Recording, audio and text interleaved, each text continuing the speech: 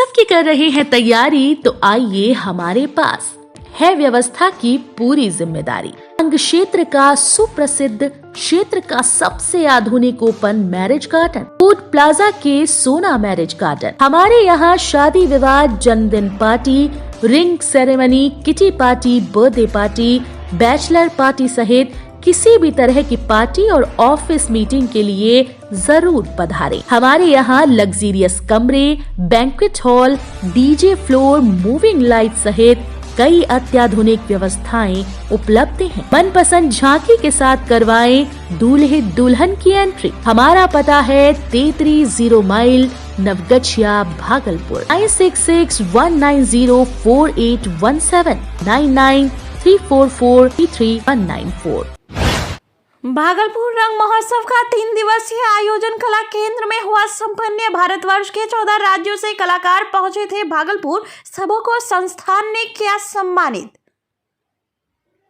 भागलपुर रंग महोत्सव का समापन आज रंग जुलूस एवं पारितोषिक वितरण से किया गया। 9वां अखिल भारतीय बहुभाषीय लघु नाटक, नुक्कड़ नाटक, लोक नृत्य, शास्त्रीय नृत्य एवं रंग जुलूस महोत्सव में पूरे भारतवर्ष के तकरीबन 14 राज्यों के कलाकारों ने भाग लिया। रंग महोत्सव के तहत लाजपत पार्क कला केंद्र में आयोजित कार्यक्रम के आयोजक के रूप में रंगारंग जन सांस्कृतिक मंच थे। भागलपुर में भारतवर्ष के कई राज्यों से कलाकारों के आने, ठहरने एवं खाने पीने की समुचित व्यवस्था की गई थी। भागलपुर कला केंद्र के मंच पर जिन राज्यों के कलाकारों ने प्रस्तुति दी, उसमें मणिपुर, दिल्ली, उत्तर प्रदेश, पश्चिम बंगाल, उड़ीसा, मध्य प्रदेश, असम, झारखंड के अलावा कई राज्य शामिल थे। आज कार्यक्रम के अंतिम दिन पूरे शहर में सभी राज्यों से आए कलाकारों द्वारा रंग यात्रा का आयोजन किया गया, जिसमें सबों ने एक से बढ़कर एक प्रस्तुति दी, जिससे पूरे शहरवासी काफी लाभान्वित हुए। 17 दिसंबर को महोत्सव का उद्घाटन हुआ, वहीं लोक नृत्य एवं नाट्य प्रस्तुति हुई। 18 दिसंबर को नुक्कड़ नाटक की प्रस्तुति की गई एवं लोक नृत्य एवं शास्त्रीय नृत्य नाट्य प्रस्तुति हुई। वहीं कार्यक्रम के अंतिम दिन 19 दिसंबर को रंग जुलूस का शहर भ्रमण कराया गया। फिर नाट्य प्रस्तुति होकर राष्ट्रीय सम्मान समारोह एवं पुरस्कार वितरण का कार्यक्रम किया गया। कार्यक्रम में शहर के कई गणमान्य शिक्षाविद, चिकित्सक, समाज सेवी की उपस्थिति रही। वहीं अन्य राज्यों से आए कलाकारों को विशेष पुरस्कार से सम्मानित कर उन्हें अंग जनपदीय धरोहर की मंजूषा और मोमेंटो भेंट स्वरूप दिया गया। कुप्पा घाट के 7वें महर्षि में ही परमहंस जी महाराज की मनाई जाएगी कल 103वीं जयंती। पूर्व संध्या पर निकाली गई शहर में शोभा यात्रा। कुप्पा घाट में ही आश्रम के महंत महर्षि में ही परमहंस जी महाराज की कल 103वीं जयंती है, जिसके पूर्व आज कुप्पा घाट स्थित महंत मेहीदास आश्रम से शोभा यात्रा निकाली गई, जो पूरे शहर का भ्रमण कर बरारी स्थित कुप्पा घाट आश्रम में जाकर समाप्त हुई। शोभा यात्रा के दौरान काफी संख्या में श्रद्धालु शोभा यात्रा में शामिल हुए। वहीं नाचते गाते हुए कल महंत मेहीदास जी की 103वीं जयंती के अवसर पर होने वाले कार्यक्रम में अधिक से अधिक संख्या में भक्तों के सम्मिलित होने की अपील की गई। शोभा यात्रा के दौरान भक्त गाजे बाजे के साथ झूमते हुए नजर आए। वन वे का जद्दोजहद जल्द होगा खत्म। शहर के ट्रैफिक लाइटों को जल्द सुचारू रूप से बहाल करने की हो रही है तैयारी।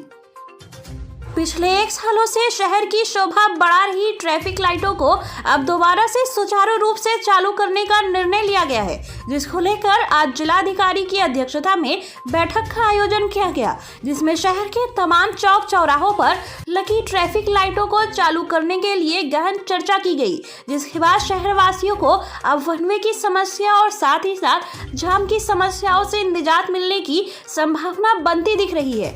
इस बैठक में जिलाधिकारी सुब्रत कुमार सेन सहित नगर आयुक्त योगेश सागर, सिटी एसपी स्वर्ण प्रभात, सदर SDO Dhananjay Kumar, traffic inspector समेत तमाम वरीय पदाधिकारी मौजूद रहे। बाढ़ से नहीं, कटाव से डर रहे हैं लोग। पीरपैंती प्रखंड के एकछारी दियारा के लोग इन दिनों बाढ़ से नहीं बल्कि कटाव से डर रहे हैं।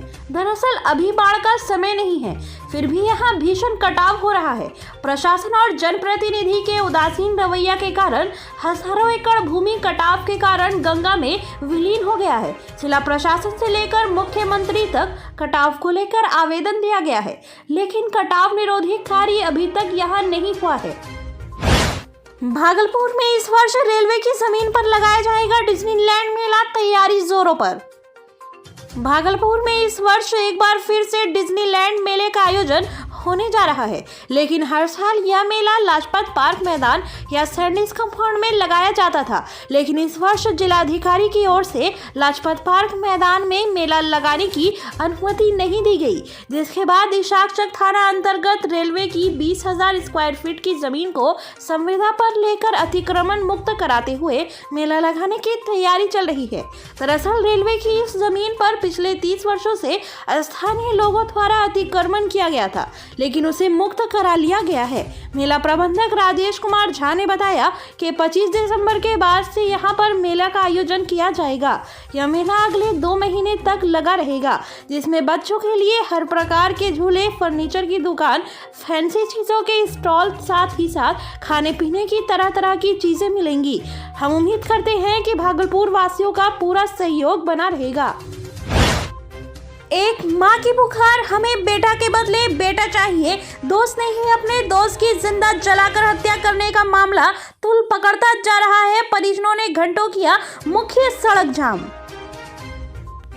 भागलपुर सुल्तानगंज थाना क्षेत्र के कृष्णगढ़ मोड़ के समीप एक गैस सिलेंडर लाने ले जाने का काम करने वाले मजदूर को जिंदा जलाकर हत्या करने के मामले में परिजनों एवं ग्रामीणों ने मुआवजे की मांग एवं हत्यारे की गिरफ्तारी को लेकर घंटों सड़क जाम कर आगजनी करते हुए प्रदर्शन किया।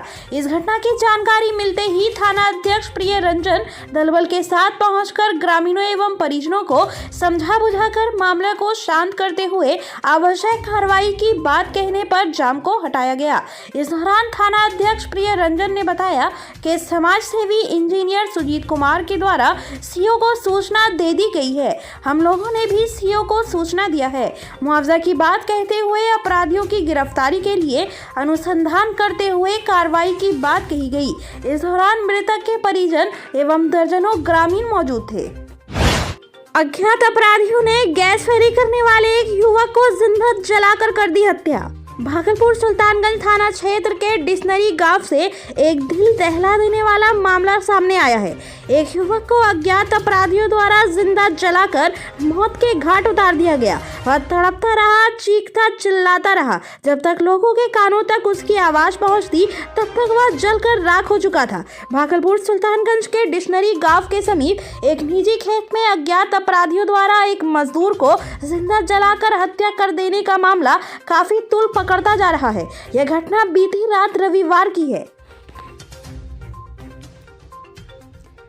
वही मजदूर के पिता दिनेश शाह एवं माता रुको देवी ने बताया कि हमारा घर जिच्छो पोखर आदर्श नगर गांव है। हमारा छोटा बेटा गोपाल कुमार गैस फेरी का काम करता था। कल खाजा नामक युवक के साथ निकला था और वह लौट कर नहीं आया। जब लौट कर नहीं आया तो हम लोग सभी परेशान हो गए। तब सुबह पता चला कि खेत में किसी का शव पड़ा हुआ है, वह भी जला हुआ। जब हम लोग जाकर देखे तो वह कोई और नहीं, मेरा बेटा गोपाल था। गौरतलब हो कि खाजा नामक युवक मृतक गोपाल का मित्र भी बताया जा रहा है। मृतक के भाई गोविंद ने बताया कि मेरे भाई को षड्यंत्र के तहत जिंदा जलाकर मारा गया है, जबकि मेरे भाई की किसी से किसी प्रकार की दुश्मनी नहीं थी। वह गैस फेरी का काम किया करता था और रोज की तरह शाम में घर आ जाया करता था। गोपाल के घर वापस नहीं आने पर हम लोग काफी खोजबीन करने लगे। जब पता चला तो हम लोगों ने उसकी जली हुई लाश को देखा।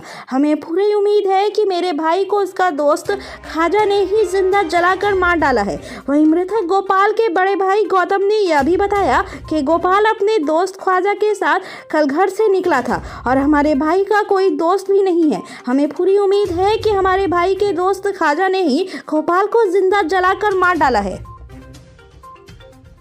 गैस फेरी करने वाले मृतक गोपाल कुमार के अर्धजले लाश को अपने कब्जे में लेकर प्रशासन शिनाख्त में जुट गई है। फॉरेंसिक टीम एवं विशेष जांच टीम ने भी भरोसा दिलाया है कि गुनहगार अपराधियों को जल्द ही गिरफ्त में लेकर उस पर कठोर कार्रवाई करते हुए सख्त से सख्त सजा दी जाएगी।